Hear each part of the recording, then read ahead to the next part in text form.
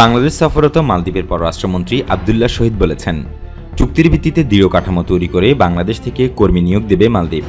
রোহিঙ্গা শরণার্থীদের ইস্যুতে বাংলাদেশকে সহায়তা করার বিষয়টিও পুনর্ব্যক্ত করেছেন তিনি।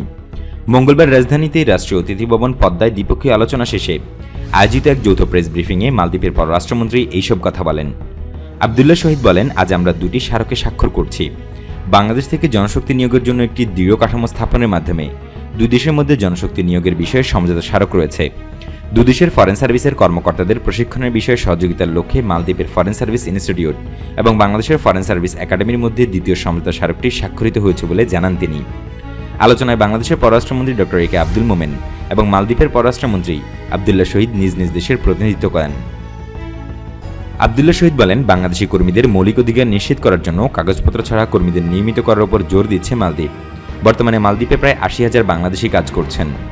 রোহিঙ্গা সংকট প্রসঙ্গে মালদ্বীপের পররাষ্ট্রমন্ত্রী জানান, মালদ্বীপ সবসময় রোহিঙ্গা জনগণের অধিকারের পক্ষে এবং গাম্বিয়া সরকারের সঙ্গে মিলিয়ে রোহিঙ্গা জনগণের বিরুদ্ধে গণহত্যার বিচার দাবি করে আসছে।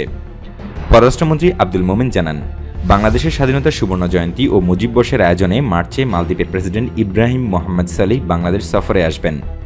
বৈঠকে বাণিজ্য ও ব্যবসা সম্প্রসারণ, সংযোগ বৃদ্ধি, বিশেষত নৌ পরিবহন ও জলবায়ু সম্পর্কিত বিষয়সহ বিভিন্ন বিষয়ে আলোচনা হয়েছে জানিয়ে তিনি জানান, তারা জাতীয়, আঞ্চলিক ও আন্তর্জাতিক বিষয়েও আলোচনা করছেন।